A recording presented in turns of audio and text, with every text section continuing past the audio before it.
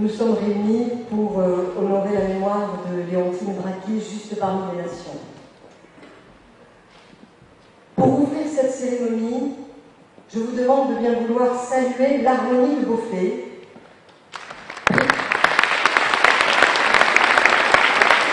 Elle est présidée par Michael Denis et dirigée par Sandrine Champeau. L'harmonie a souhaité interpréter le Jupiter Hymn de Gustav Holst, un compositeur anglais du début du siècle dernier. Pourquoi ce choix?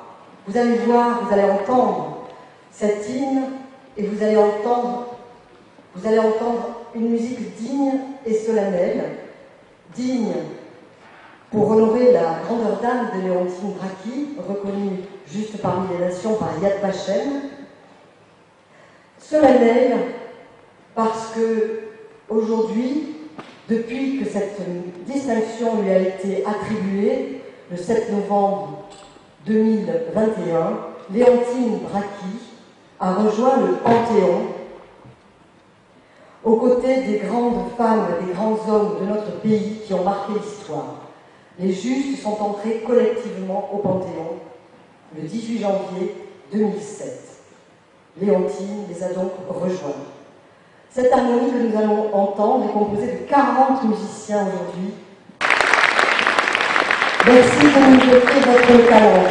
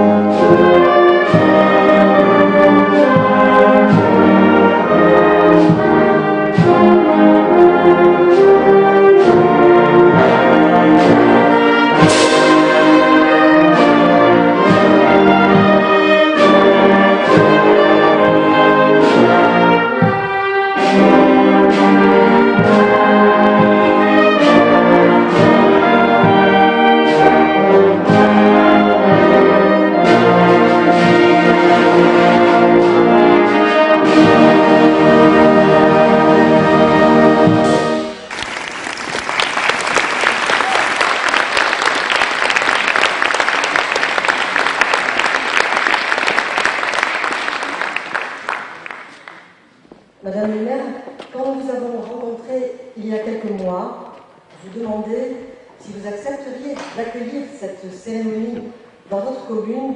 Nous avons compris que pour vous, la question ne se posait même pas et que c'était une évidence. Et depuis, vous avez mis tout à l'œuvre, entouré de votre conseil municipal, de vos services techniques et de tous les salariés de la commune. Vous avez mis tout à l'œuvre pour que l'histoire méconnue et très longtemps tue de Léontine Bracchi, citoyenne de Beaufay, soit racontée aux habitants de votre commune et devienne aussi leur fierté. En accueillant les cérémonies comme celle-ci et en érigeant des lieux de mémoire dans l'espace public, comme le font de nombreuses communes, les maires comme vous et tous les élus locaux font partie des acteurs majeurs de la transmission de la mémoire. C'est sur ces acteurs-là que le Comité français pour Yad Vashem, que je représente aujourd'hui avec mon mari Roland Korenbaum et Marie-Aimée Hide, c'est sur ces acteurs-là que le comité français souhaite s'appuyer. Merci Madame le maire, je vous laisse la parole. Bienvenue à toutes et à tous pour cette belle cérémonie aujourd'hui. Je suis très heureuse de vous accueillir nombreux dans cette salle ici à Beauvais. Merci. Merci. Monsieur le sous-préfet, monsieur le directeur de la diplomatie publique de l'ambassade d'Israël, monsieur le député, madame la conseillère régionale, monsieur le conseiller départemental, mesdames, messieurs les délégués régionaux pour Yad Vashem, mesdames, messieurs, c'est avec émotion que je vous accueille aujourd'hui à Beauvais pour honorer la mémoire de madame Léontine Bracchi, reconnue juste parmi les nations, et pour saluer à travers elle le courage exemplaire de tous les justes. Je suis très touchée de leur présence parmi nous et je leur souhaite la bienvenue à nos hôtes israéliens, en particulier M. Fares Saeb, représentant l'ambassade d'Israël, qui nous rappelle la valeur hautement symbolique de cette cérémonie. Je suis sincèrement honorée de votre présence, M. Daniel Herzog, car tout ce que vous incarnez, au sens propre, justifie que nous soyons réunis aujourd'hui pour cette cérémonie en l'honneur de Madame Bracchi. Je salue et remercie tous les membres de la famille de Léontine Bracchi, qui recevront au nom de leur aïeul les témoignages de l'hommage rendu à son courage et son dévouement. Enfin, je salue tout particulièrement M. Joseph Westman, qui nous fait l'honneur de sa présence. Il est des moments qui meurtrissent profondément un pays et l'idée que l'on se fait de ses valeurs.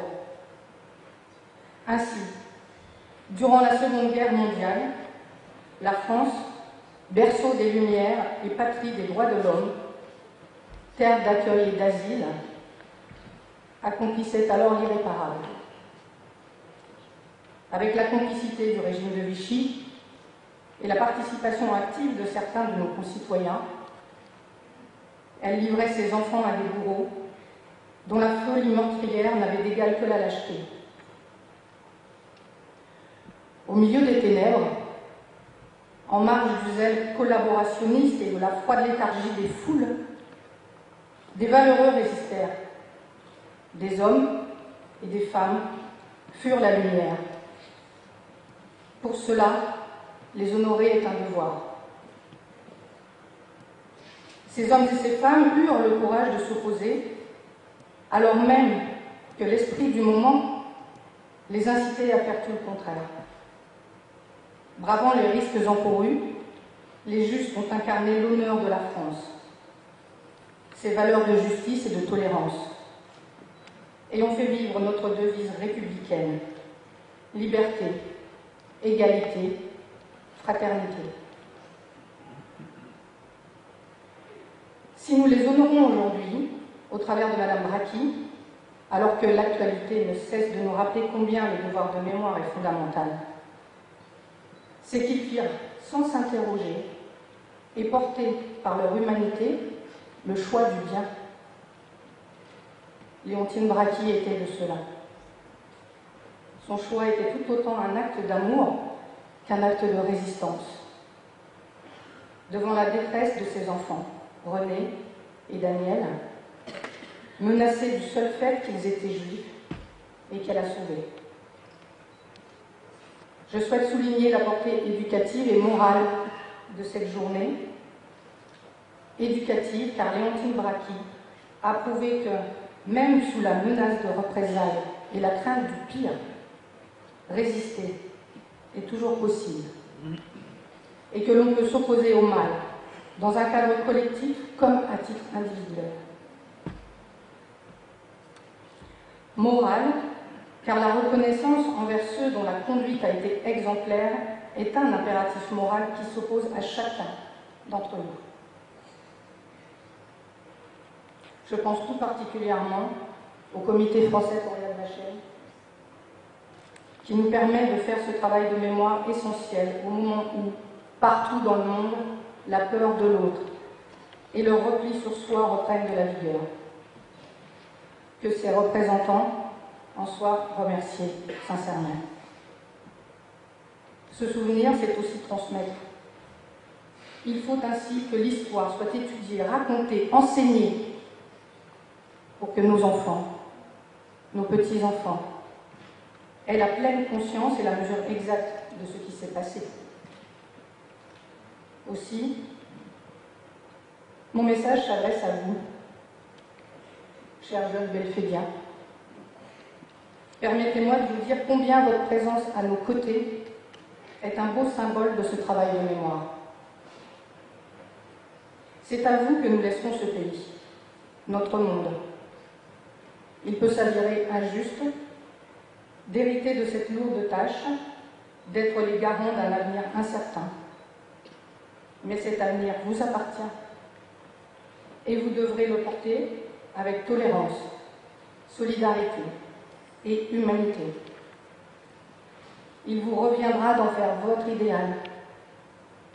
Comme les justes l'ont fait, c'est désormais à vous d'écrire l'histoire.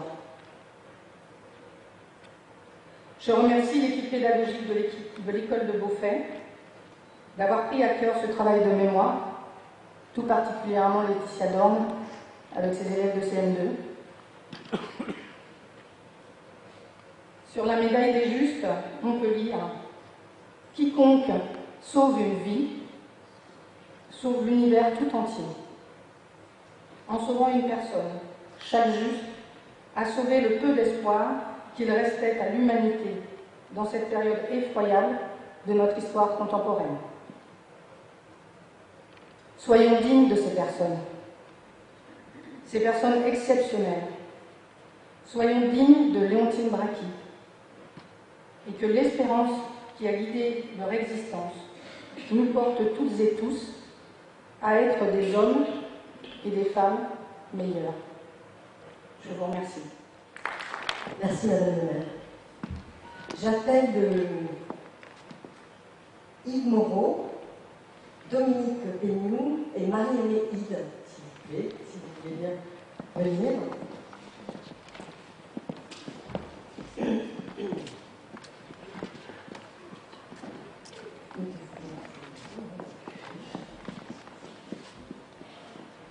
Voilà, vous avez devant vous le trio qui a contribué, avec l'aide de nombreuses personnes physiques et morales dont ils parleront, contribué à constituer le dossier de reconnaissance de Juste parmi les nations de Léontine Gauthier.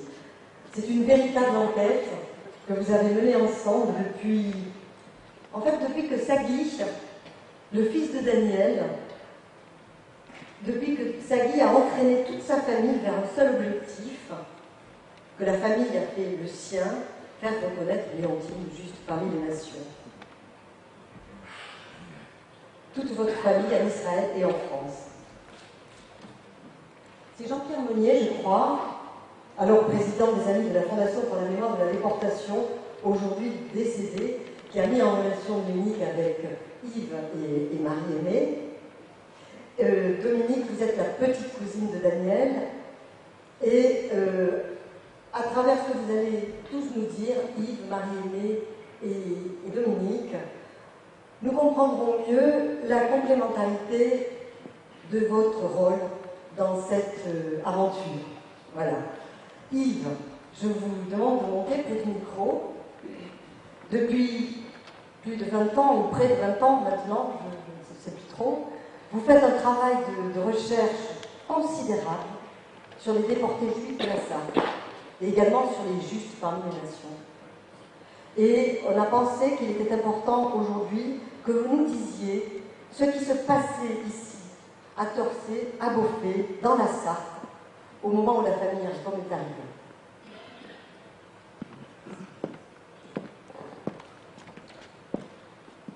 Je voudrais vous parler du contexte de l'époque quand se sont passés les événements de Beaufait et Torcé-en-Vallée. Avant d'y venir, la famille Hirschbaum avait subi une double épreuve. celle de l'arrestation du père, Gadel, lors de la rafle du billet vert en mai 1941, et celle de la rafle du Veldiv en juillet 1942, à laquelle ils ont échappé grâce à l'intervention d'une autre juste parmi les nations, Mathilde Gauthier. C'est donc une famille très méfiante qui arrive dans la Sarthe fin juillet 1942. La preuve, c'est qu'elle se fait appeler Gaston et non Herzbaum, afin de ne pas attirer l'attention. Elle ne se fait pas enregistrer comme juive auprès des autorités françaises et allemandes, en infraction avec la législation de l'époque. Elle ne porte pas l'étoile jaune. Cette famille a face à elle la Feldgendarmerie et la Gestapo, qui sont bien implantées dans toute la Sarthe. S'y ajoute côté français la gendarmerie, la police et les renseignements généraux. Malgré toutes ces forces en présence, les Herzbaum échappent au radar des autorités. Mais il y a une chose qu'ils n'avaient pas prévue, c'est la délation. Une lettre de dénonciation est envoyée au préfet de la Sarthe le 6 octobre 1942. Je l'ai retrouvée. Elle dit, j'en cite des extraits, « Il me parvient qu'une bande de juifs installés à Torcy-en-Vallée, et plus particulièrement une famille, logée dans une petite habitation dépendant du café Le Meunier, en cette commune, dévaste la campagne en troquant les produits de ferme contre des chaussettes, tabliers, vêtements, chaussures, linge, etc. Écœuré par tant de tolérance envers une race qui, il faudra bien, devra être chassée dans un temps qui se rapproche de jour en jour, je suis décidé à collaborer effectivement au nettoyage de notre pays. En conséquence, j'ai l'honneur d'informer vos services que si dans la quinzaine, les Juifs de Torcy-en-Vallée ne sont pas refoulés vers d'autres cieux, il se trouvera quelqu'un qui fera tout pour mettre en application les décrets du maréchal Pétain visant cette vermine. » Fin de citation. Lorsque le préfet reçoit cette lettre, il ordonne dès le 9 octobre au service des renseignements généraux de diligenter une enquête. Celle-ci révèle qu'effectivement, la famille Herzbaum vit bien à Torcy-en-Vallée, chez Madame Le Meunier. Le rapport d'enquête stipule « Cette famille est très peu connue à Torcy et même la mairie ignore la qualité et la situation de ces gens. Ils ne fréquentent personne, sortant très peu. » Cependant, l'attention n'a pas été attirée sur eux relativement à du trafic frauduleux et il est exagéré de dire qu'ils se livrent au marché noir. Bien que dans un premier temps ils ne fassent pas l'objet de critiques, cette dénonciation les a signalés aux autorités. Cette découverte occasionnera par la suite l'arrestation des deux parents.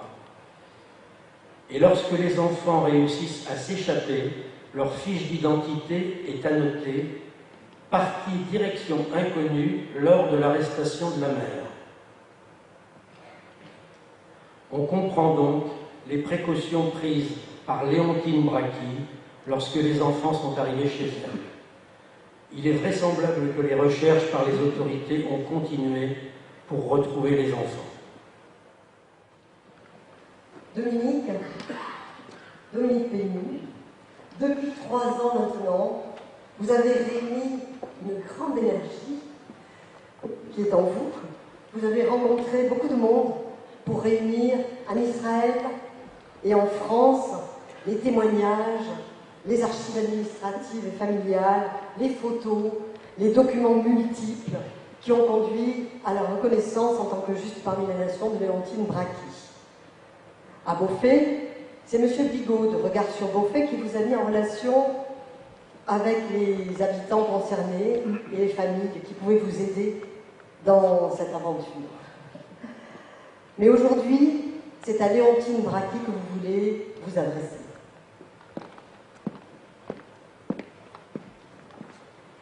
Madame Bracchi, dans la famille, nous connaissions l'histoire de René et de Daniel. Vous avez d'ailleurs correspondu un certain temps avec Daniel. En 2004, René m'avait dicté le récit des persécutions de sa famille. À l'époque, ni lui ni moi n'avions songé à faire reconnaître votre mérite. Il a fallu qu'une main se lève en Israël. Daniel est sur scène au kibbutz. Il incarne ce petit garçon de 4 ans, implorant dans les bras de sa mémé Braki. L'audience est bouleversée. Une main se lève.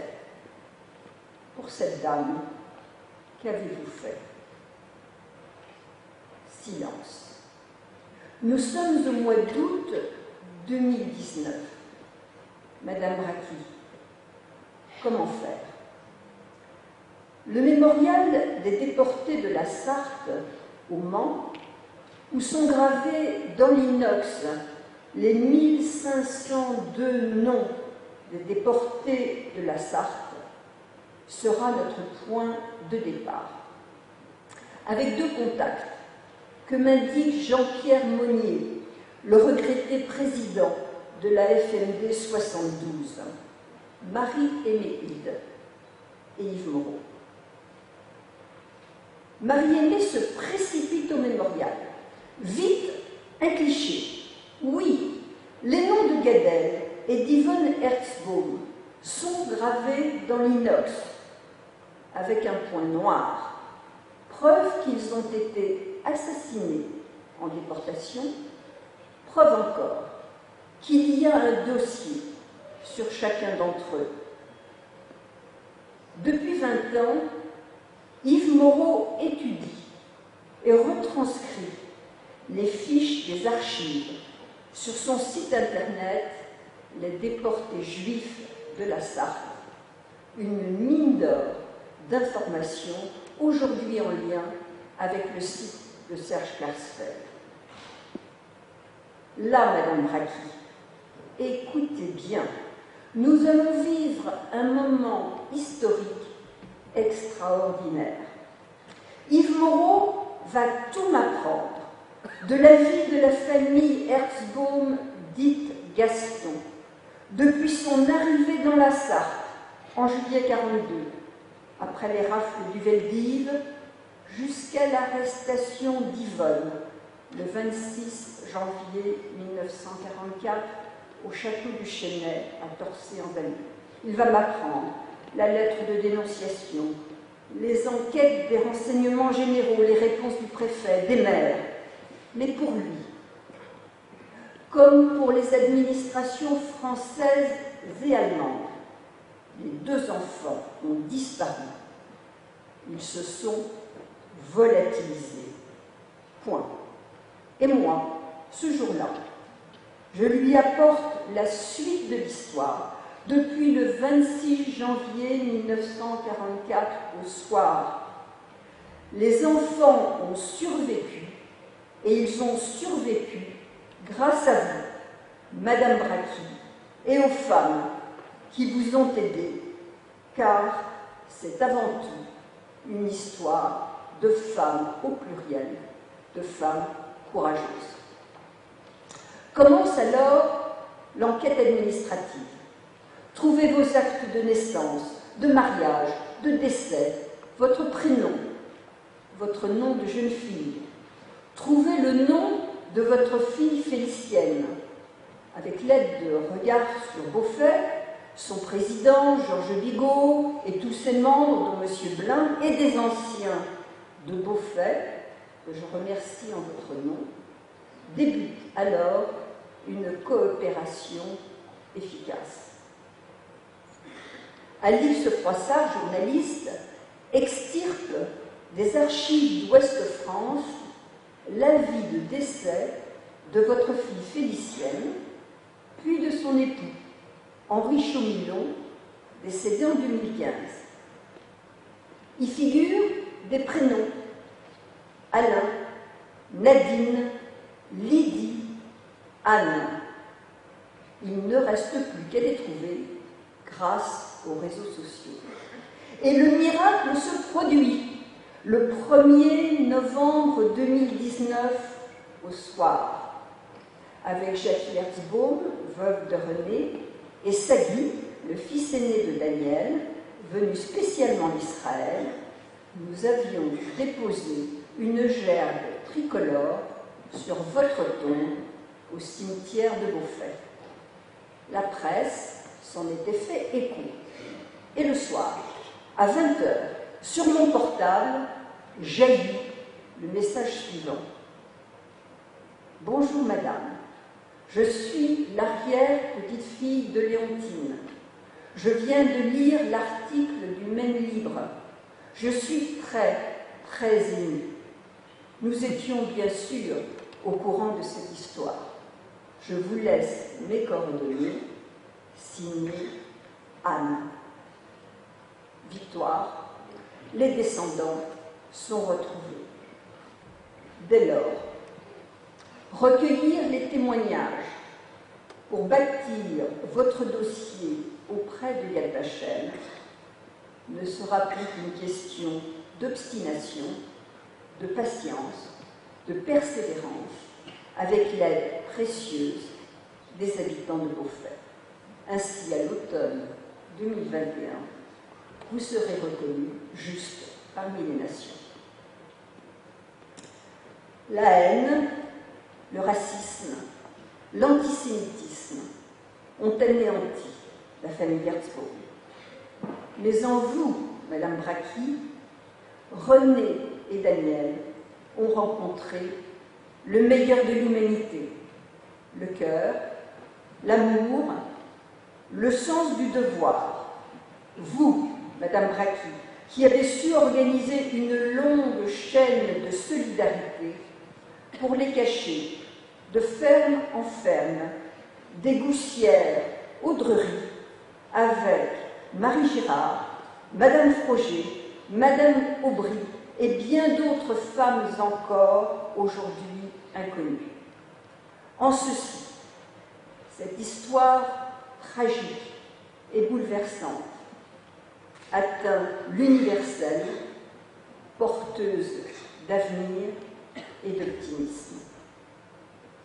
Puisse-t-elle, grâce à vous, Léontine Bracchi, et au juste parmi les nations, guider et inspirer les générations à venir, dont je vois ici, aujourd'hui présents, de si nombreux petits représentants. Merci. Merci Dominique. On voit que cette enquête, me semble-t-il, n'est peut-être pas tout à fait terminée. Merci pour cet énorme travail que vous avez fait. Et je voudrais maintenant inviter Marie-Aimée Hide à rejoindre le micro. Alors Marie-Aimée Hide est journaliste. Et en fait, elle a mis tout son professionnalisme de journaliste pour travailler aux côtés de Dominique Edip et de la famille, bien entendu, Herzbaum, et de la famille Bracchi. Marie-Aimée, vous avez rencontré les différents témoins, vous avez écouté beaucoup, vous avez écrit beaucoup, vous avez raconté pour donner à comprendre, pour donner vie à l'histoire de René et Daniel Herzbaum et de Léontine Bracchi et des autres personnes qui l'ont aidé. Voilà quel a été votre rôle en France et en Israël. Et j'avoue que sans les articles que vous avez publiés dans Maine Découverte, les portraits, j'aurais personnellement eu beaucoup de difficultés à comprendre toute l'histoire. Merci pour cette clarification. Ça se lit comme un roman. Voilà, mais je crois qu'il y a encore, donc, comme on l'a dit, des pistes à explorer. Et je vous laisse la parole. Merci. En préambule, je voudrais moi aussi remercier Jean-Pierre Monnier qui a été l'étincelle, qui a déclenché cette réaction en chaîne, et son rôle a été vraiment très important. Et je salue aussi la présence des représentants de la FMD aujourd'hui, en présence d'Emmanuel Jean, le nouveau président de cette association, Daniel Rex et Yves Voisin. Nous sommes là aujourd'hui pour célébrer Madame Bracchi, mais nous savons tous, quand on instruit un dossier à Yad Vashem, que c'est une chaîne de solidarité que l'on découvre.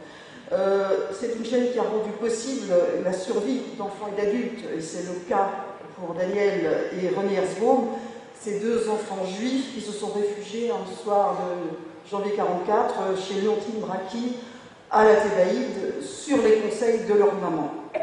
Daniel, qui est là aujourd'hui, doit donc la vie à Léontine, certes, mais aussi à deux autres femmes, deux sœurs. Marie Girard, la grand-mère de l'école Chassel, qui est là dans la salle, et aussi Marguerite Froger, la maman de Colette, qui est assise à côté de Daniel. Daniel et Colette ont dû vivre ensemble quelques mois, quelques semaines, quelques jours, on ne sait pas, nous n'avons pas les détails, mais ce que nous savons, c'est que ces trois femmes ont été là, Léontine, Marie et Marguerite. Mais il y en a une quatrième, Madame Aubry. Vous savez pas Madame Aubry, nous ne savons rien d'elle, nous ne savons même pas son prénom. Pourtant, elle est importante. Oui, voilà, elle est citée 4 fois dans la lettre d'Yvonne. Cette lettre, Yvonne l'a écrite le lendemain de son arrestation, elle était à Auvour. Et Yvonne cite 4 fois Madame Aubry dans sa lettre, au début et à la fin. Yvonne écrit « Je crois en la promesse que vous m'avez faite », donc elle s'adresse à Madame Bracchi, et il y a Madame Aubry qui vous aidera si vous ne savez pas où mettre. Une phrase un peu bancale, mais où mettre, on suppose que c'est où mettre mes enfants. Mais ça, c'est une interprétation personnelle. Yvonne poursuit, il faut que Madame Aubry mette chez une sœur. Le mot sœur, nous en avons deux, nous en connaissons deux, il y a Marguerite et il y a Marie. Est-ce qu'il s'agit d'elle? Nous ne savons pas. Plus loin, Yvonne écrit, demandez à Madame Aubry de prier pour nous. Et elle termine en disant « Bon baiser à Madame Aubry et toutes mes amitiés à Monsieur, et espérons à bientôt, ce bientôt qui ne sera jamais. » Dans quelques instants, la lettre d'Yvonne vous sera remise. Dominique Péniou en avait fait un facsimilé, et ce sont ces petits-enfants qui vous distribueront la lettre tout à l'heure. Ce sera le souvenir de cette journée, car cette lettre est très importante, elle est très émouvante. Cette lettre, c'est le dernier geste d'Yvonne pour ses enfants. Elle a été retrouvée dans les archives de la famille après des recherches opiniâtres, si je puis dire, et c'était un des piliers dans l'attribution de la médaille des Justes parmi les nations à Léontine Bracchi. Léontine avait conservé cette lettre qu'elle a remise à Daniel et René en 1966, quand les enfants sont venus en visite ici à Beaufort. Bon, vous avez donc compris mon message. Nous allons continuer avec Yves Moreau, Dominique Péniou, Roland et Catherine Korenbaum. Nous allons continuer, et peut-être avec vous, les habitantes et les habitants de Beaufort, parce qu'on va avoir besoin d'informations. Nous allons continuer à chercher qui était Madame Aubry. Alors, si vous avez des informations, quelles qu'elles soient, vous vous adressez à nous ou à Madame Vogel, enfin, donnez-nous la moindre idée, n'hésitez pas. Parce qu'on a besoin de boucler l'itinéraire de Daniel et de René. On n'a pas la fin, il y a quelque chose qui nous manque. Et on veut savoir comment ça s'est terminé en fait. Mais maintenant, aujourd'hui, solennellement, je peux vous donner une information. Samedi dernier, ou vendredi, peu importe, Catherine Korenbaum et la vice-présidente de Yad Vashem, Viviane Lambroso, ont eu une grande discussion. Et donc, je peux vous annoncer aujourd'hui que nous allons ouvrir 3 dossiers. Yad Vashem va ouvrir 3 dossiers pour retrouver des informations sur Marie Girard, sur Marguerite Froger et sur Madame Aubry, à qui enfin nous allons pouvoir peut-être donner un prénom. Ce prénom viendra s'ajouter à celui de Mathilde, qui a été honorée à Paris il y a 3-4 jours, à celui de Léontine, de Marie et de Marguerite. Avant de terminer, je voudrais m'adresser directement à Daniel, dans une langue qui n'est pas la mienne. Daniel Shalom, Ani Roxel Leodot, Mishpacha Shelcha, אני רוצה להודות שגיא, אורון, אורי, גיא וזיו. אני רוצה להודות לכם להיות פה, להיות בצרפת, להיות בגופה. אנחנו יודעים, היום הזה הוא היום מצוין. תודה רבה לך. תודה רבה לכולם. Merci beaucoup. Voilà, nous allons maintenant, si vous voulez bien, regarder une vidéo de 3 minutes sur Yad Vashem. Yad Vashem, peut-être que certaines personnes ici ne connaissent pas bien le grand mémorial de Yad Vashem de Jérusalem et son petit prolongement en France avec le comité français pour Yad Vashem. Donc cette vidéo vous en dira plus et ensuite je donnerai la parole à mon mari, délégué régional du comité de Yad Vashem. J'ai oublié de dire une chose très très importante, c'est que Marie Méhide a rejoint depuis peu notre comité français pour Yad Vashem. Nous sommes tous des bénévoles et c'est vrai que Roland et moi sommes bénévoles dans une grande région, Bretagne du Pays de la Loire. C'est une grande région, il nous faut des forces. Et donc, moi, lorsque j'ai rencontré Marie-Aimée, il m'a semblé que vraiment toutes ces qualités, à la fois humaines et professionnelles, nous seraient d'un grand secours. Je lui ai proposé de rejoindre le comité, après en avoir parlé bien entendu au bureau, au président, et elle a accepté. Donc je voulais vous remercier Marie-Aimée de nous avoir rejoints, d'avoir répondu favorablement à notre demande. Voilà.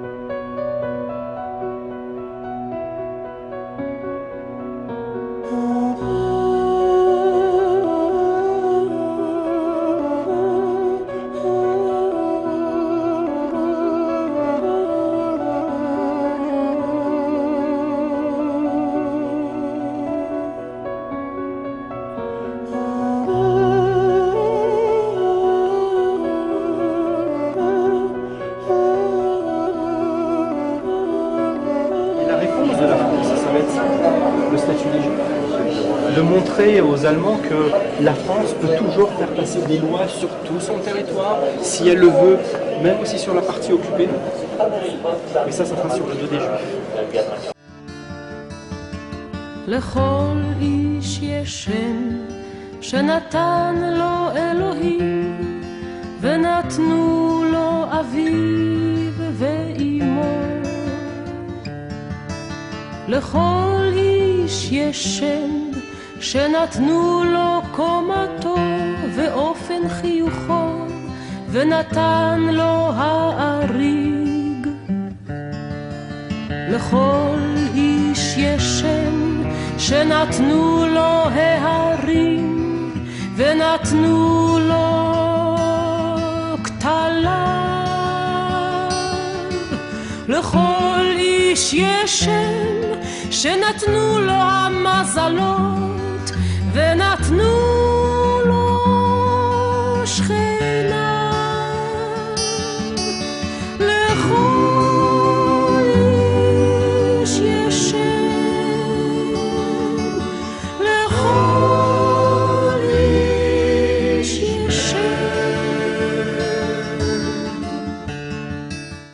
avez ici des posters de deux côtés du couloir. Celui-ci a été fait par une école d'enfants handicapés avec lesquels nous avons travaillé pendant 2 ans. L'équipe de Yad Vashem allait donc à l'école à Tel Aviv, leur enseigner ce que c'était la Shoah, des cours sur l'idéologie nazie, la vie au quotidien dans les ghettos, les camps d'extermination, le retour à la vie, la libération, les dilemmes moraux, etc. À la fin de ce processus éducatif, ils ont donc créé ce que représente pour eux la Shoah. Ce qui m'a beaucoup frappé, c'est la visite de l'école internationale pour l'enseignement de la Shoah. Et ça, j'ai trouvé ça formidable parce que ma conviction intime, et pour l'avoir vécu moi-même puisque j'étais enseignante avant, c'est que c'est vraiment avec les jeunes générations qu'il faut transmettre cette histoire. Le travail qui est fait à cette école internationale, avec justement des formations de formateurs, c'est quelque chose qu'il faut absolument qu'on fasse connaître et qui se développe dans des relations avec la France et les autres pays également. Je trouve ça très impressionnant. Ces pulses qui manquent, je trouve, dans les... Celles-ci sont... Ces pièces qui manquent dans une famille, quoi. C'est terrible.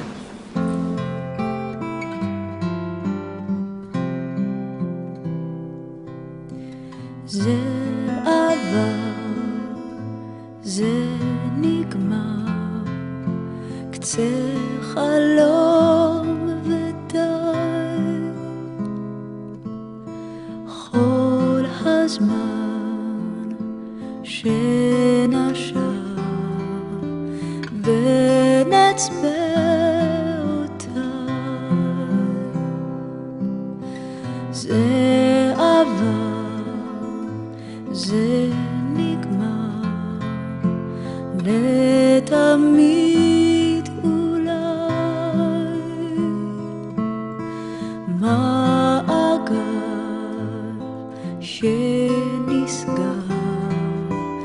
ונשאר. 140 000 villages dans toute la France ont choisi d'honorer les justes parmi les nations et d'autres communes le feront bientôt, notamment à Moissac, car pour elles, il faut transmettre 3 messages. Le premier, c'est honorer la mémoire de celles et ceux qui ont refusé les lois scélérates de l'État de Vichy. Le deuxième message, c'est honorer la mémoire de celles et ceux qui ont été sauvés par des personnes courageuses, justes et fraternelles. Et le troisième message, c'est d'honorer la mémoire de toutes celles et de tous ceux qui n'ont pas trouvé de juste sur leur chemin, un chemin de douleur et qui les a conduits à l'anéantissement.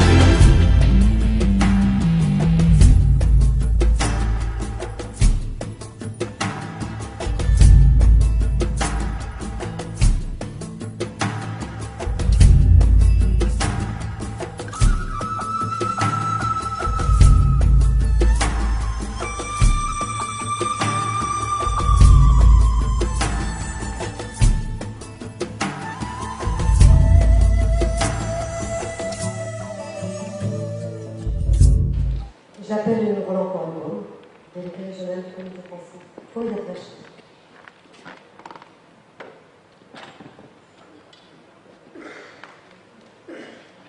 Tout d'abord, un grand merci à Madame Chaillou-Vogel, maire de Beaufay, à vous, à votre conseil municipal et à vos services. Vous avez tout fait pour que Léontine Braki soit dignement honorée dans votre commune.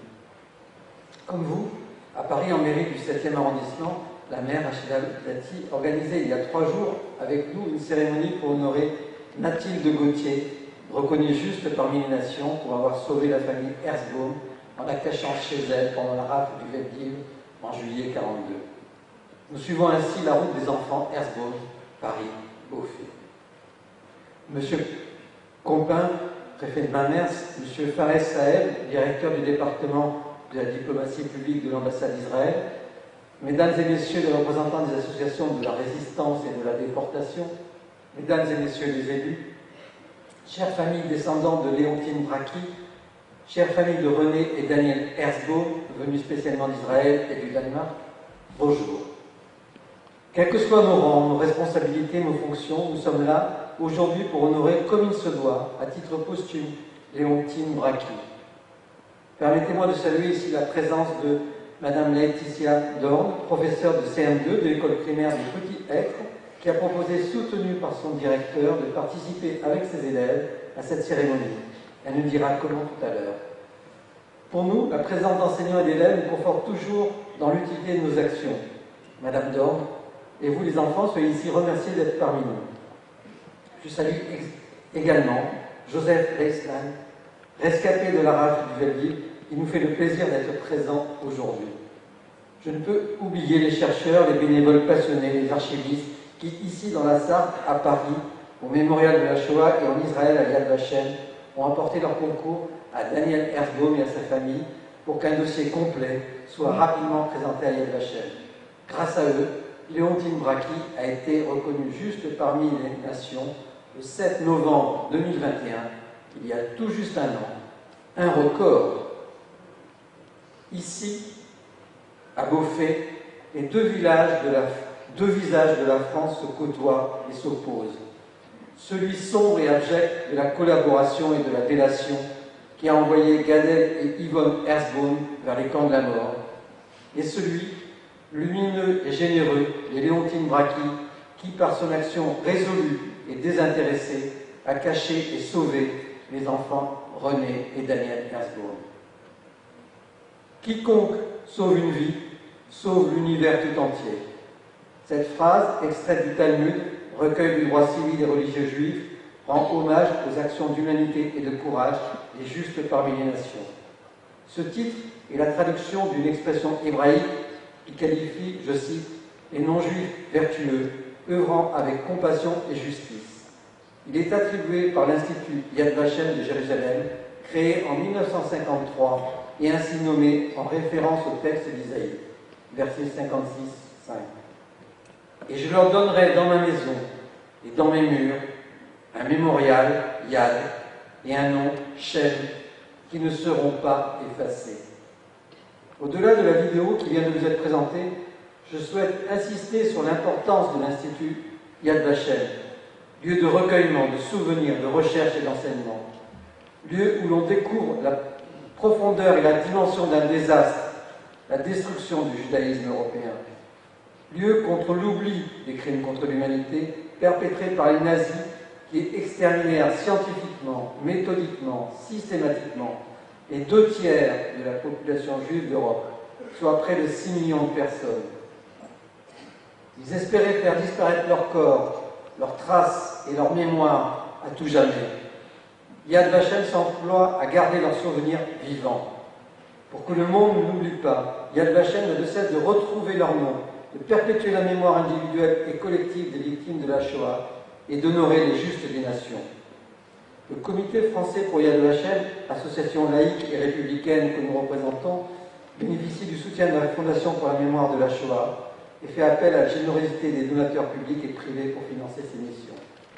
Son activité repose sur des bénévoles comme nous, en lien personnel avec cette période tragique, afin de transmettre l'histoire de la Shoah et de ses victimes, afin qu'elle ne soit jamais oubliée, faire connaître et honorer les justes parmi les nations de France, instruire les dossiers de nomination et participer activement à la recherche des justes encore inconnus, afin qu'ils soient honorés. Au 1er janvier 2022, 27 921 justes parmi les nations ont été recensés dans le monde. Parmi eux, plus de 4 150 en France, dont 210 dans les Pays de la Loire. Si durant cette triste période, les Français ont collaboré à ce crime contre l'humanité, il en fut un grand nombre qui aidèrent ceux qui étaient pourchassés pour le seul crime d'être nés juifs. Dès la promulgation du statut des Juifs en octobre 1940, ces enfants, ces hommes et ces femmes furent désignés, marqués, parqués, pourchassés, spoliés, humiliés, déportés, assassinés. Du premier convoi parti de Compiègne le 27 mars 1942 en direction d'Auschwitz, avec 1112 personnes à bord, seuls 19 survécurent. jusqu'en août 1944. 75 convois partirent de France en direction des camps de la mort. Sur les 320 000 juifs vivant en France en 1940, 76 000, dont 11 000 enfants furent déportés. Il y eut 3 943 rescapés, aucun enfant ne se trouvait parmi eux. Malgré ce lourd tribut payé à la solution finale, c'est grâce à l'engagement et au courage de ces Français et Françaises du refus que de nombreux Juifs de France furent protégés et sauvés. Nous en sommes les témoins. Et nous n'y remercierons jamais assez. Pour ces héros, souvent anonymes et modestes, le Parlement israélien décida en 1963 d'attribuer la plus haute distinction civile de l'État d'Israël, la médaille des Justes parmi les nations. À Jérusalem, l'allée des Justes et le Jardin des Justes rappellent leur nom. À Paris, ils sont gravés dans une allée jouxtant le mémorial de la Shoah. Et depuis le 18 janvier 2007, la décision du président de la République Jacques Chirac, les Justes de France sont collectivement entrés au Panthéon, au même titre que les grands hommes et femmes de la nation. Et une journée nationale de la mémoire des victimes des crimes racistes et antisémites de l'État français et d'hommage aux Justes de France a été instaurée le dimanche qui suit la date anniversaire de la rafle du Veldiv du 16 juillet 1942. Léontine Brachli rejoindra désormais les 82 Justes sartois qui ont été honorés par Yad Vashem. Pour prolonger cet événement, nous espérons, Madame le maire, que votre commune rejoindra à l'avenir le réseau des villes et villages de Justes de France, créé en 2012, comme l'ont déjà fait plusieurs communes de la Sarthe, dont certaines sont représentées aujourd'hui. Je les en remercie. Winston Churchill a dit « Souvenons-nous du passé pour forger l'avenir ». Je suis, nous sommes, collectivement responsables et redevables de cette mémoire. Les soubresauts de l'actualité nous rappellent sans cesse que la bête immonde rôde toujours sous des formes renouvelées. Il y a 12 ans, les islamistes terroristes en prenaient simultanément aux humoristes tenant à la liberté d'expression et aux juifs, simplement parce qu'ils étaient juifs. C'était le prélude au massacre de novembre 2015 et à la vague d'attentats que nous avons connus. Indignons-nous du relativisme, voire du négationnisme des falsificateurs de l'histoire. Souvenons-nous du meurtre d'Imam Halimi, des enfants de Toulouse, du massacre de l'Hypercacher et de tous les meurtres et les attaques qui ont eu lieu contre les Juifs ces dernières années. Entendons comme un avertissement toutes les ignominies distillées sur les réseaux de la haine. Réagissons à ces agressions dont sont victimes des enfants, des hommes et des femmes, simplement parce qu'ils sont désignés comme juifs. Emmanuel Macron, président de la République, déclarait à Pithiviers le 17 juillet dernier, je cite, « 80 ans après cette éclipse de l'humanité, il est toujours aussi urgent de rappeler l'histoire pour la conjurer, scruter la haine dans notre passé pour mieux la déceler dans notre présent. Nous n'en avons pas fini avec l'antisémitisme et nous devons en faire le constat lucide. Il rôde toujours, vivace, persiste, s'obstine, revient. Il se déchaîne dans la barbarie islamiste, il s'affiche sur les murs de nos villes, il s'infiltre dans nos réseaux sociaux, il plastronne sur les tréteaux, applaudi par ceux qui confondent antisémitisme et liberté d'expression. Il y a 8 décennies, la frange de Vichy trahissait ses enfants en livrant des milliers d'entre eux à leurs bourreaux. Ce fut l'État français, et c'est le devoir de la France, pour être fidèle à elle-même, de le reconnaître et de ne rien céder à ce combat contemporain contre l'antisémitisme. » Fin de citation. S'en prendre aux Juifs, c'est attaquer la République et annoncer toujours de grands malheurs collectifs. En honorant Léontine Brachli et tous les anonymes, nous portons témoignage du devoir, mais aussi du droit à la mémoire, afin d'avertir les générations futures du danger de l'intolérance, du racisme, de l'antisémitisme, du négationnisme. Nous le constatons tous les jours. Il ne suffit pas de dire « plus jamais ça », il faut se souvenir, agir et rester vigilant. L'histoire est entre nos mains. Léontine Brachli et tous ces hommes et ces femmes de cœur nous montrent la voie. Sachons en être dignes. Simone Veil nous le rappelle, c'est grâce aux justes parmi les nations que je suis fier d'être française et fier d'une partie de l'humanité. Merci pour votre attention. Merci. J'appelle Fares Saeb. Fares Saeb, vous êtes directeur du département de la diplomatie publique à l'ambassade d'Israël à Paris. Et c'est à vous, représentant de l'État d'Israël, que revient aujourd'hui l'honneur de remettre la médaille des Justes à titre posthume à Léontine Bracchi, entre les mains de Lydie Chamillon, sa dernière petite fille, tout à l'heure. Je vous appellerai Lydie. Merci beaucoup. Je voudrais dire également que c'est la première cérémonie de remise de médaille à laquelle vous participez en France, puisque vous avez participé à d'autres dans d'autres pays d'Europe. Merci. Merci, M. Paressel. Madame la maire, Monsieur le sous-préfet, Monsieur le député de la salle, Madame la conseillère régionale, Mesdames et Messieurs les élus, et chers professeurs et élèves de l'école des petits Mesdames et Messieurs les délégués régionaux de Yad Vashem, chers amis, chères familles. כל המציל נפש אחת כאילו הציל עולם ומלואו. Quiconque seul une âme sauve l'univers tout entier.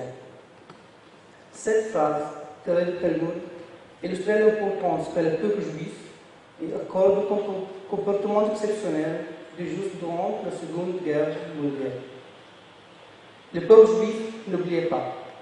Il n'oublie ni le bourreau et leurs collaborateurs, ne juste être exceptionnel, luminaire des nations. Je tiens également à saluer la résistance française qui a accueilli de nombreux juifs dans ce rang, et je ne veux pas oublier le nombreux juifs anonymes de France. Grâce à l'action de tous les 3/4 des membres de la communauté juive française, on peut échapper aux griffes du nazisme. Il y a 3 ans, j'étais l'ambassadeur adjoint en Hongrie, et je sais comment une histoire différente aurait pu être. Pour la mémoire de 16 millions de morts, et sensible pour l'honneur de Juifs parmi les nations, mais aussi pour préserver l'avenir et nous imprendre de perpétuer le souvenir de cette tragédie. Car on ne bâtit rien sur l'oubli ou les mensonges. Mais pourtant, il semble aujourd'hui que la leçon de la Shoah ne soit pas apprise.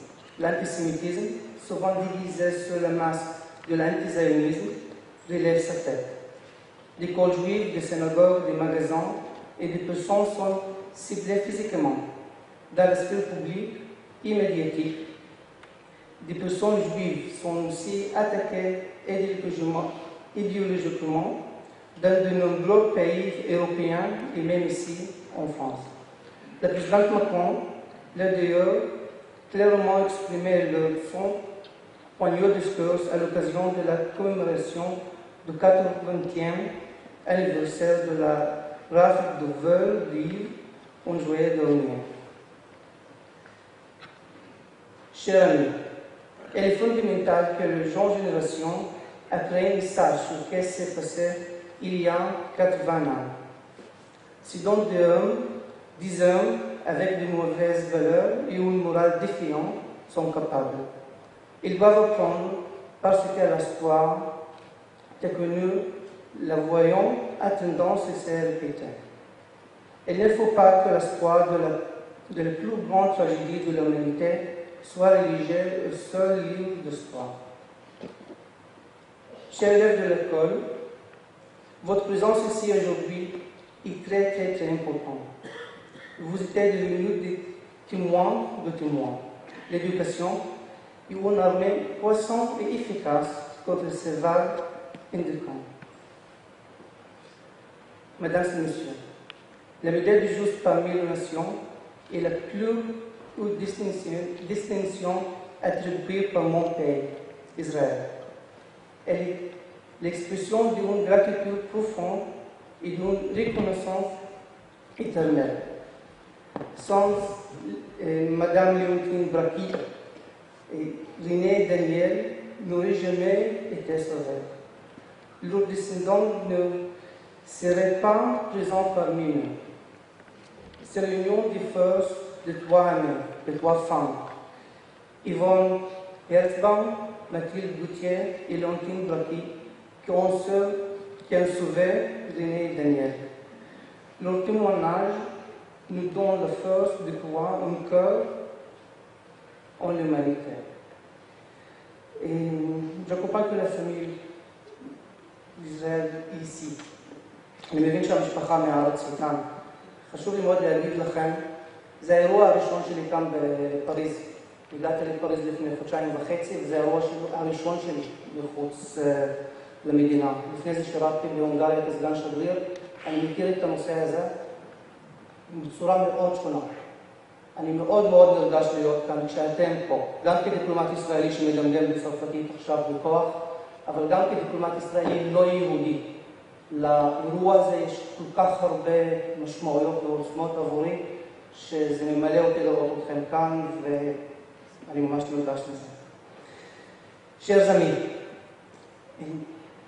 c'est un immense honneur, et c'est avec beaucoup d'émotion que je remets aujourd'hui au nom de l'État d'Israël et du peuple juif, reconnaissant la médaille du juste parmi les nations, à titre posthume à Madame Léontine Braki pour avoir sauvé les enfants Daniel et René Peltbon.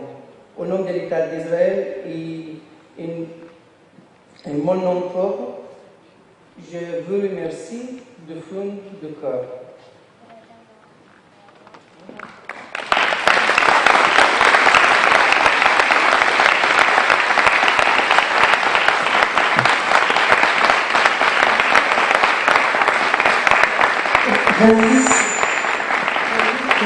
J'invite la famille. Je suis très honorée et très émue de recevoir au nom de ma grand-mère la médaille et le diplôme des justes parmi les nations. C'est une grande fierté pour moi et ma famille. J'ai conscience de l'importance de la remise de cette distinction par Monsieur le directeur du département de la diplomatie publique de l'ambassade d'Israël. Ma grand-mère, qui en 1944 vivait très simplement dans sa maison de Beaufait à Thébaïde, était aussi une femme de caractère. Et lorsqu'il a fallu sauver les enfants qui s'étaient réfugiés chez elle, son cœur a parlé. Et c'est sans hésiter, avec courage et détermination, qu'elle a su utiliser son réseau de connaissances pour les cacher et les protéger jusqu'à la libération afin qu'ils continuent à vivre. Aujourd'hui, en ce jour où on lui rend hommage, j'ai un regret, celui de ne pas partager ce grand moment avec ma sœur Nadine et mon frère Alain qui nous ont quittés.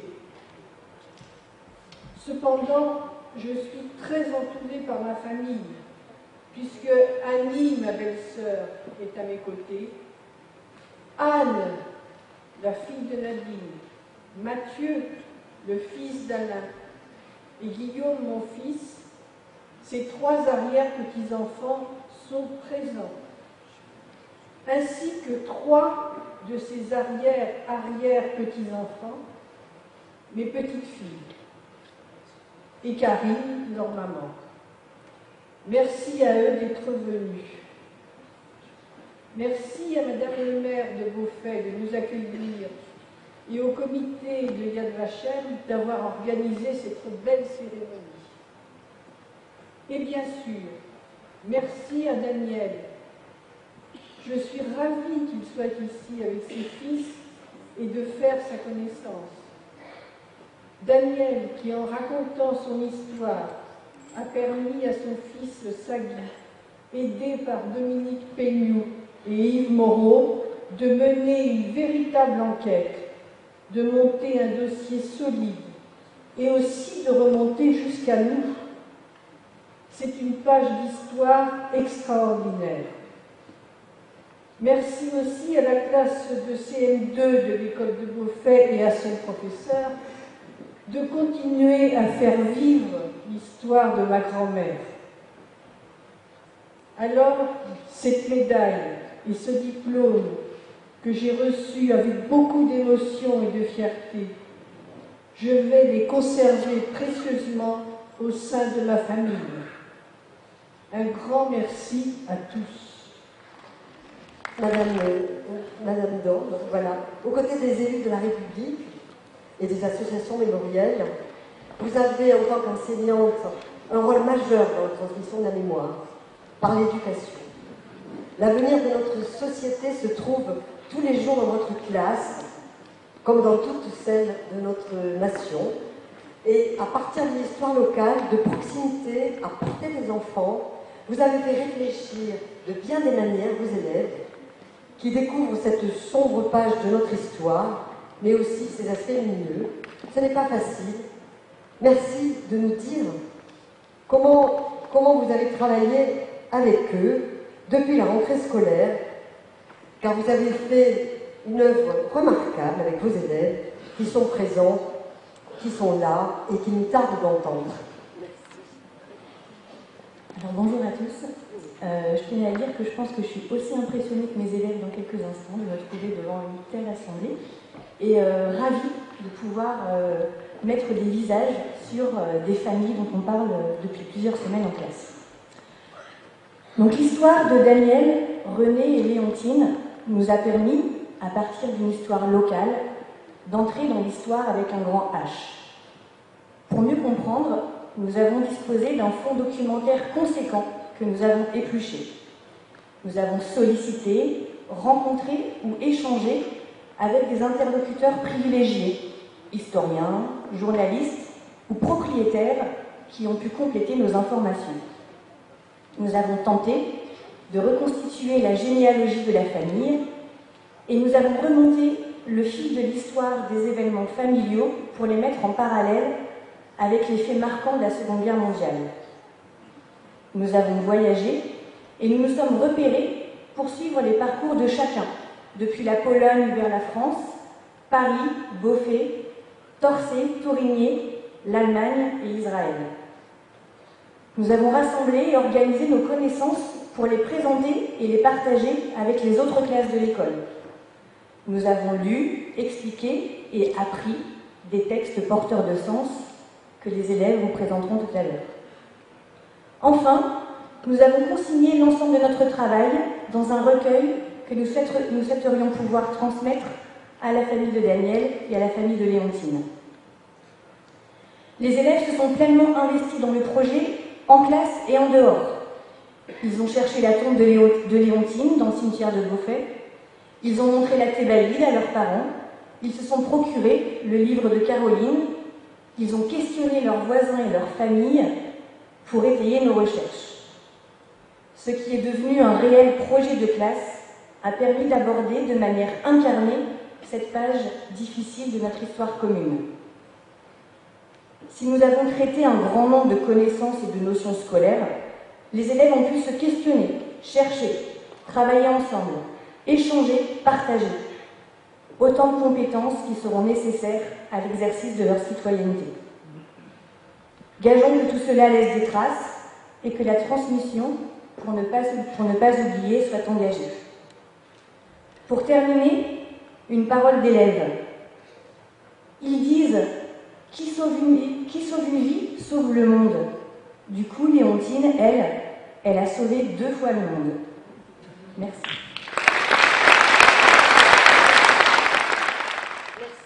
Merci Laetitia. On sent que les élèves sont fiers de vous comme vous êtes fiers d'eux. C'est ça qui fait plaisir dans ce travail remarquable que vous avez fait. Pour nous, Yad Vashem, ce travail est exceptionnel et nous sera très utile. Et si vous voulez bien, il ne va pas s'arrêter là parce que nous allons essayer de le partager avec d'autres enseignants dans un cadre dont nous vous parlerons. Mon mari et moi, récemment, avons accompagné un groupe d'enseignants à l'Institut, à l'université de Yad Vashem à Jérusalem. Et c'était formidable pour les enseignants qui voulaient approfondir leurs connaissances et surtout améliorer leur pédagogie. Mais pour vous, je crois que ce n'est pas nécessaire dans ce domaine avec leurs élèves. Donc bravo et merci infiniment. Je vais appeler Apolline, Églantine, Lilou Emeline, s'il vous plaît. Et vous allez nous interpréter le poème d'Albert Pessès qui s'appelle Le badge. On m'a donné un badge quand j'étais enfant. On m'a donné un badge ce que j'étais content. Je l'ai cousu ce badge à la place de mon cœur. Je l'ai cousu ce badge sur mon plus beau vêtement. Il était beau ce badge, jaune et bordé de noir. Il était beau ce badge, comme un astre vraiment. La forme d'une étoile à 6 branches de surcroît, la forme d'une étoile en mots écrits dedans. Un mot de 4 lettres en caractère gras, un mot de 4 lettres tordu comme des serpents. On avait marqué juif au centre lisiblement, on avait marqué juif sur mon cœur de 7 ans. C'est un drôle de cadeau qu'on m'avait offert là, c'est un drôle de cadeau, un passeport étranger. J'ai failli aller loin, là où d'autres sont allés, j'ai failli aller loin et partir en fumée. Je l'ai toujours ce badge sur moi en cas de malheur, je l'ai toujours ce badge gravé au même endroit. Je n'en porte jamais d'autre, bien qu'on ne le voit pas, je n'en porte jamais d'autre, c'est le seul qui me va. C'est dans cette intention qu'on me l'avait donné, c'est dans cette intention, moi je l'ai gardé. Albert Pess. Après lui,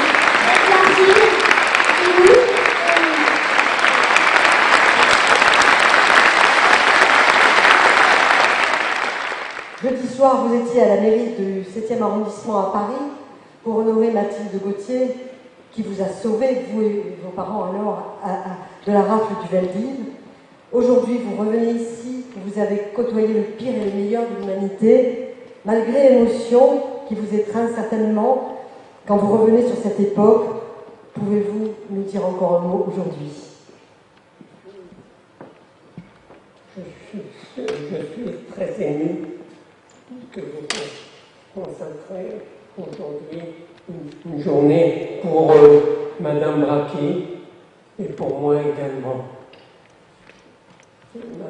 Madame Bracchi était une très bonne amie de ma mère et ça a commencé quand les Allemands sont arrivés chez nous pour nous prendre. Nous sommes sauvés par la fenêtre et nous sommes arrivés chez Madame Bracchi. Nous avons couru comme des petites bêtes affolées. Nous sommes rentrés sous le portail de Madame Bracchi, de la maison, et elle nous a ouvert la porte. Elle nous a reçus, on lui a raconté qu'il y avait des Allemands qui sont arrivés chez nous. Elle nous a dit, ne vous inquiétez pas, je vais aller chercher votre maman. Mais ne vous approchez pas des fenêtres et n'ouvrez pas la porte à personne. On a attendu longtemps, quelques heures, elle est revenue avec son vélo, avec un ballon de linge, et elle nous a dit, je regrette, je n'ai pas trouvé votre maman. On a été stupéfaits, on l'a regardée, et ensuite elle a baissé la tête. Elle nous a dit, lentement, les Allemands l'ont pris. Elle nous a mis aussitôt dans son garage. C'était l'hiver, il faisait froid, de temps en temps elle nous reprenait pour nous réchauffer. Et à la tombée de la nuit, elle est arrivée devant la maison de Madame Bracchi, une carriole attelée à un cheval, et on est parti à la ferme. Nous sommes restés à la ferme jusqu'à l'été. L'été, toute la région était libérée de l'envahisseur et Madame Bracchi nous a repris. Et à cette époque, j'avais des très longs cheveux, car pendant la guerre, je ne suis pas allé au coiffeur. Elle elle m'a emmené au coiffeur et j'avais des cheveux longs et frisés. Et 22 ans plus tard, j'étais déjà en Israël, car mes parents ne sont pas revenus. Alors elle m'a donné cette enveloppe avec mes cheveux et en cadeau.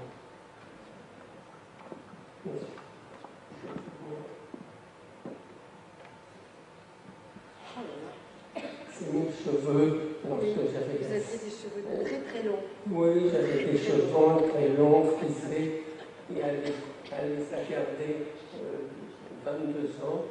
Et lorsque je suis revenu là, lui rendre visite, elle m'a donné ses cheveux.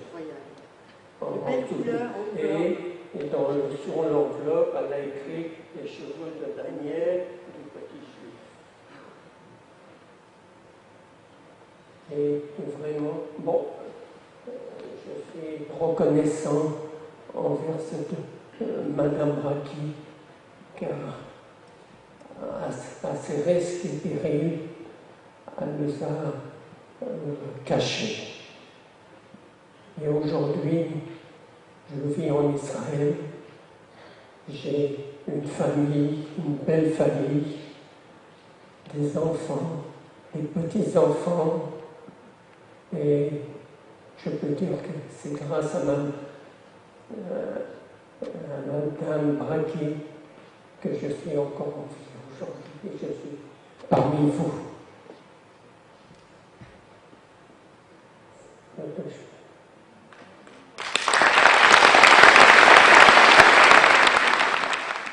Alors voilà, on continue avec les enfants. Donc j'appelle cette fois Lia, Maya, Margot, Thibaut et Thomas à me rejoindre pour interpréter le poème de Paul Rosenberg. Les justes, sans vouloir triompher, ils sont restés dans l'ombre, mais n'ont pas accepté l'horreur des années sombres. Des faibles et des robustes sont devenus des justes. Ils ont sauvé les Juifs de leur destin tragique, par esprit instinctif ou même patriotique. Des faibles et des robustes sont devenus des justes. Ceux qui ont refusé cette ambiance de haine, jamais ils n'ont parlé de leur action humaine. Les faibles et les robustes sont devenus des justes. Au-delà de leur vie, les Juifs et leurs enfants n'auront pas d'amnésie pour ces hommes clairs.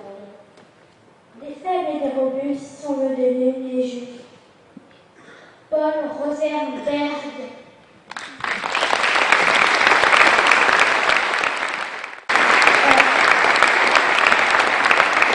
Maya, Lila, Thibaut, Margot, Thomas.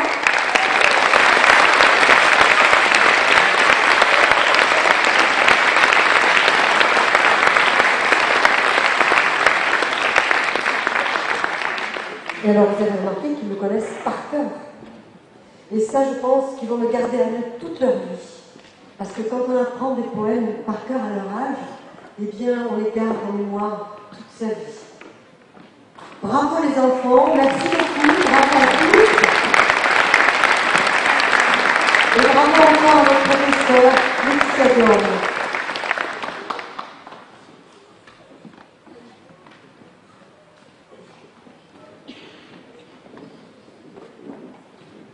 J'appelle maintenant Jean-Carl Grelier, député de la Sarthe. Ah pardon, excusez-moi. Oh, excusez-moi, monsieur Grelier. C'est bien toutes ces initiatives qui partent. Oh, voilà. Pardon. Vous voulez remettre le dossier, bien entendu. Allez. Je vous en prie.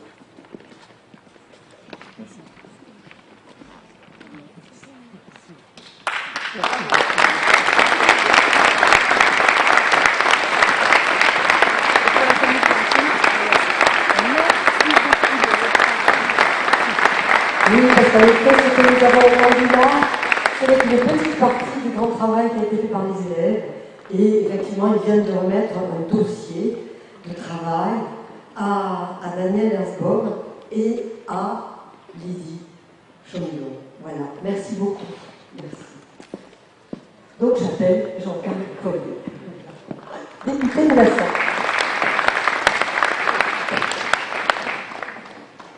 Monsieur le représentant de l'ambassade d'Israël, Excellences, Monsieur le sous-préfet, Mesdames et Messieurs les élus régionaux, départementaux, communaux, Messieurs et Mesdames les représentantes du comité régional Yad Vashem, cher Joseph Heisman, cher Alain Ifra, je vais saluer évidemment, avec beaucoup d'émotion, au nom de la République, comme le fera Monsieur le sous-préfet dans quelques instants, la famille de Daniel Herzog et la famille de Léontine Braki. Voyez-vous, je n'ai jamais pu entendre la voix grave et pénétrante de Jean Ferrat entonner les premières notes de Nuits et brouillards sans être pris, comme ce matin, d'un effroyable frisson. Ils étaient 20 et 100, ils étaient des milliers, nus et maigres, tremblants, dans des wagons plombés. Il s'appelait Herzbaum, il s'appelait Rosenberg, il s'appelait Veil, et il partait. Il partait pour un destin qu'il ne connaissait pas, oh certes, ils n'étaient pas naïfs, ils imaginaient le pire. Et ils connurent bien pire que le pire. Ils connurent l'horreur des camps parce qu'ils avaient été dénoncés, parce qu'ils avaient été raflés, parce qu'ils avaient été montrés du doigt, parce qu'ils avaient été badgés. Ils connurent l'horreur des camps. Et devant cette horreur, ils ont résisté. Parce que finalement, ceux qui, à ce moment-là de l'histoire, se croyaient si grands, ne l'étaient parce que les autres étaient à genoux.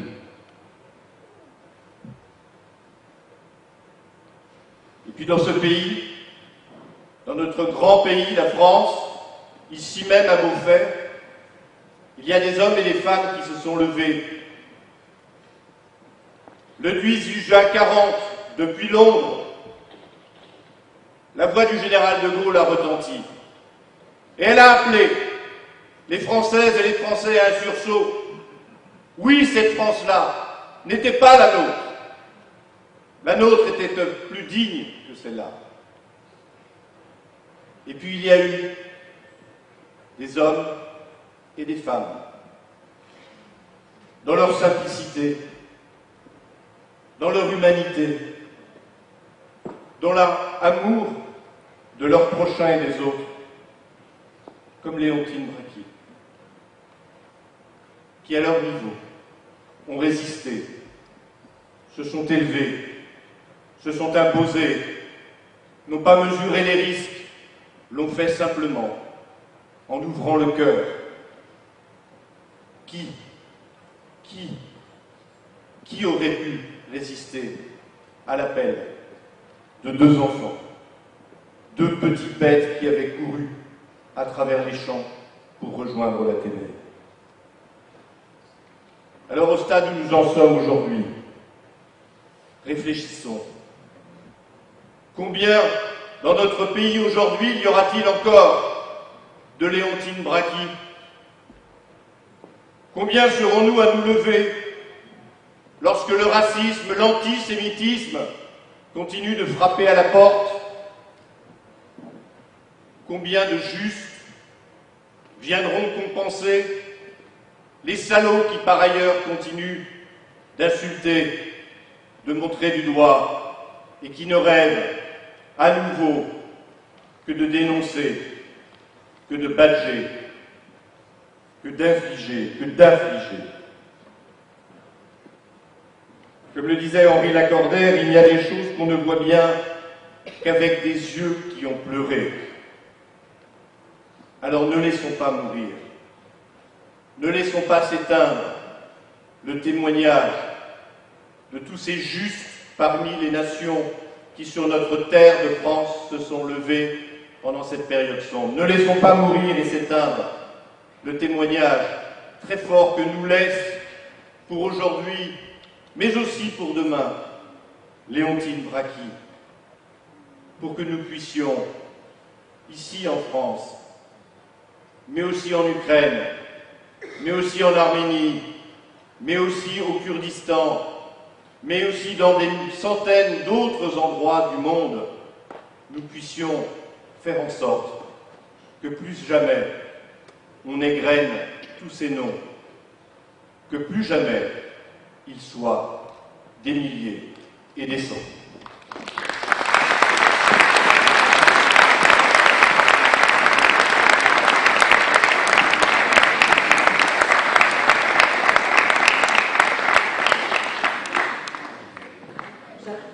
J'appelle Monsieur le sous-préfet de Monesse.